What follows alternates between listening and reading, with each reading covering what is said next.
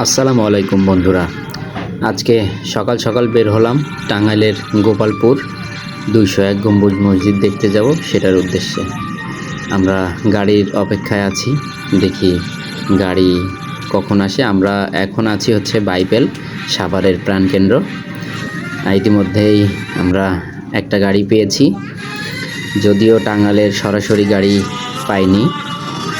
আমরা চন্দ্রা পর্যন্ত গাড়ি পেয়েছি। দেখি কিভাবে যাওয়া যায়, আপনারা আমাদের সাথেই থাকুন। আসলে সাভার চন্দ্রা মহাসড়কে রাস্তার মাঝখানের গাছগুলো অনেক সুন্দর, যেটা আপনাদের দেখানোর প্রয়োজন মনে করলাম। মাঝে মধ্যেই ফুল গাছ আছে। আমরা ইতিমধ্যে নেমে পড়েছি চন্দ্রায়। আমরা টাঙ্গাইলের গোপালপুরের গাড়ি খুঁজতেছি, সাথে শাহিন ভাই এবং রাসেল। দেখি গাড়ি পাওয়া যায় কিনা। আসলে অনেকক্ষণ ধরে আমরা গাড়ি খুঁজতেছি। ছুটির দিন থাকায় গাড়ির অনেক চাপ ছিল। যদিও দেখি নতুন এক্সপিরিয়েন্স, নতুন অভিজ্ঞতা কাজে লাগানো যাক। আপনাদের যদি চন্দ্রার ভিউটা একটু দেখাই, অনেক সুন্দর, অনেক বড় রাস্তা, অনেক গাড়ির চাপ। চলেন সামনের দিকে আগানো যাক, দেখি কতক্ষণ যেতে পারি। অলমোস্ট চন্দ্রা আমাদের অনেকক্ষণ কেটে গেছে। গাড়ি পেয়েছি কিন্তু অর্ধেক রাস্তা পর্যন্ত। আপনাদেরকে যদি একটু দেখাই, আসলে উত্তরবঙ্গের রাস্তা এটা মোটামুটি অনেক সুন্দর, সবুজ আর সবুজ দুই পাশে, অনেক সুন্দর। রাস্তাটা অনেক ভালো ছিল।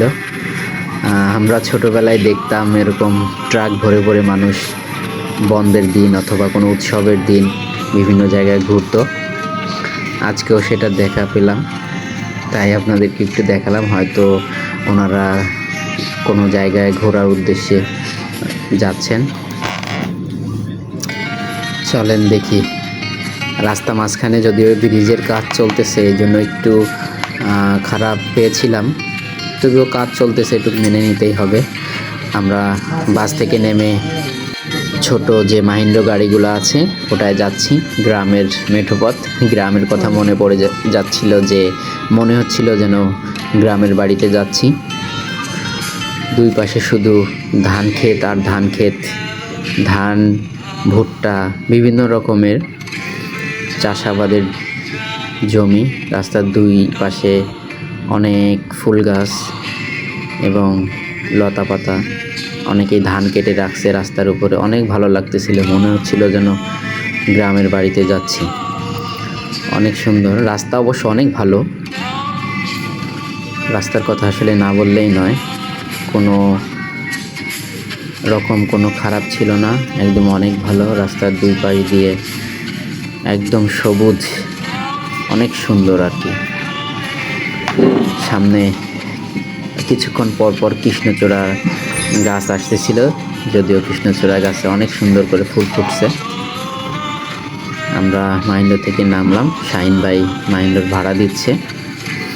এরপরে হয়তো ভ্যান বা অটোতে করে যাওয়া লাগবে। আমরা এখন নামছি গোপালপুর বাজার। ইতিমধ্যেই আমরা ভ্যানে যাওয়া যাবে না এত দূর, এই জন্য অটো ঠিক করলাম, অটোতে যাচ্ছি। ব্রিজের কাজ চলছে। চলেন আপনাদেরকে নিয়ে যাই 201 গম্বুজ মসজিদ। আসলে আমি যতটুক আসার আগে শুনেছি 201 গম্বুজের অনেক সুন্দর দেখতে, অনেক দূর দূরান্ত থেকে মানুষ আসে। আসলে এখানে আসলে আপনার রাস্তার দুই পাশে যে ধান ক্ষেত বা বিভিন্ন রকম সবজি চাষাবাদের যে ক্ষেত, এটা আপনাকে আকৃষ্ট করবেই।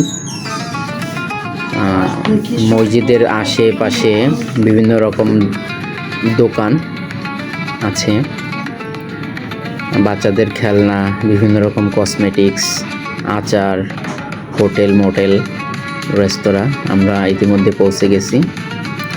আপনাদেরকে যদি একটু দেখাই, আসলে দেখে মন জুড়িয়ে যাওয়ার মতোই। অনেক সুন্দর করে করেছে, যে করেছে আসলে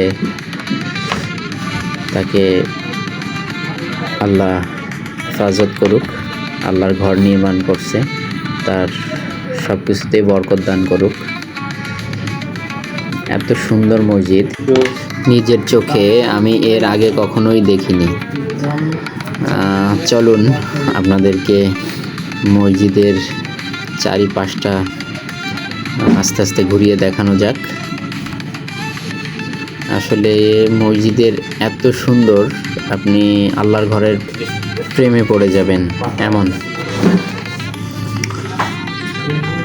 চলুন আপনাদেরকে নিয়ে যাই সামনের দিকে। অনেক মানুষ, এখানে অনেক মানুষ ঘুরতে আসে। মসজিদের ডান পাশ দিয়ে সুন্দর করে অজু করার ব্যবস্থা করেছে মুসল্লিদের জন্য। এখানে অনেক নারী পুরুষ ঘুরতে আসে এবং বিদেশিরাও আসে। কত সুন্দর করে, কত সুন্দর কারুকার্য দিয়ে আপনার অজুখানাটা বানিয়েছে, একদম চেয়ারের মতো বসার সিস্টেমগুলা। এরকম সিস্টেমের অজুখানা আমি দেখিনি, অনেক সুন্দর করে করেছে আসলে। ডান পাশ দিয়ে পুরোটাই আর কি অজুখানা, একসাথে বসে, তাও মোটামুটি আপনার 200-250 মানুষ একসঙ্গে অজু করতে পারবে এমন। সামনে দেখতে পাচ্ছেন বিদেশি ফরেনাররাও ঘুরতে আসে এখানে। যাই হোক, মসজিদের এটা দেখতে পাচ্ছেন মহিলা টয়লেট, এবং বাম সাইডটায় হচ্ছে পুরুষদের জন্য টয়লেট আছে, যেটা সম্পূর্ণ ফ্রি। আপনি চাইলে মসজিদের জন্য ওয়াশরুম ব্যবহার করেছেন, সেই জন্য মসজিদের জন্য কিছু দান করতে পারেন। এছাড়া হাতে কোনো টাকা নেওয়া হয় না। মসজিদের সামনে জেনারেটর রুম, এখানে অবশ্য ওনারা 2 তলার গেস্ট হাউস করে রেখেছে, যে দূর দূরান্ত থেকে কোনো পর্যটক বা কেউ আসলে ওখানে থাকতে পারবে। এটা মসজিদের সামনের সাইডটা, এটা হচ্ছে মসজিদের সামনের সাইডটা অনেক সুন্দর করে করেছে। সামনে পিছনে সব জায়গায় যতটুক আমি এই পর্যন্ত দেখেছি, কোথাও যে শিল্পীর এক নৈপুণ্য আছে, যে কাজগুলাতে কোথাও কমতি রাখেনি। এত সুন্দর করে করেছে মসজিদটা, আসলে চোখ জুড়িয়ে যাওয়ার মতোই। এই পাশটা, সামনের সাইডটা অনেক সুন্দর। এখানে হয়তো বা কিছু করবে, এই জন্য পিলারগুলো করে রেখেছে। এটা মসজিদের বাম সাইড। ওই যে আপনারা দেখতে পাচ্ছেন সাদা একটা মিনারের মতো, ওখানে হয়তো কারো কবর দিয়েছেন। আর এই পাশটার ভিউটা যদি আপনাদেরকে একটু দেখাই, এখানে রান্নার জায়গা আছে, ওই পাশে আপনাদের একটা নদীর মতো আছে, সেটা অনেক সুন্দর।